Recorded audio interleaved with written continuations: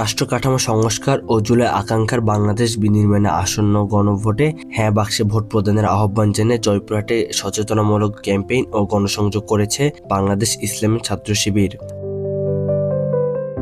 আজ রবিবার 1 ফেব্রুয়ারি দিনব্যাপী জয়পুরহাট জেলা ছাত্র শিবিরের উদ্যোগে শহরের বিভিন্ন গুরুত্বপূর্ণ পয়েন্টে এই কর্মসূচি পালিত হয়। ক্যাম্পেইন চলাকালে জয়পুরহাট শহরের ব্যস্ততম এলাকা পূর্ববাজার, বাটার মোড়, পাঁচর মোড় এবং ঐতিহাসিক শহীদ ডাক্তার আবুল কাশেম ময়দান সহ বিভিন্ন জনাকীর্ণ স্থানে সাধারণ মানুষের মাঝে লিফলেট বিতরণ ও পথসভা করা হয়। এই সময় সংগঠনের নেতাকর্মীরা পথচারী ও স্থানীয় ব্যবসায়ীদের কাছে রাষ্ট্র কাঠামোর সংস্কারের গুরুত্ব তুলে ধরেন এবং জুলাই বিপ্লবের আকাঙ্ক্ষা বাস্তবায়নে আসন্ন গণভোটে হ্যাঁ জয়যুক্ত করার আহ্বান জানান। উক্ত কর্মসূচিতে নেতৃত্ব দেন বাংলাদেশ ইসলামী ছাত্র শিবির জয়পুরহাট জেলা শাখার সভাপতি তারেক হোসেন। এ সময় আরও উপস্থিত ছিলেন জেলা সেক্রেটারি আশরাফুল ইসলাম, অফিস সম্পাদক তারেক ইসলাম সহ সংগঠনের স্থানীয় শাখার বিভিন্ন পর্যায়ের নেতৃবৃন্দ, জনশক্তি ও সাধারণ শিক্ষার্থীরা।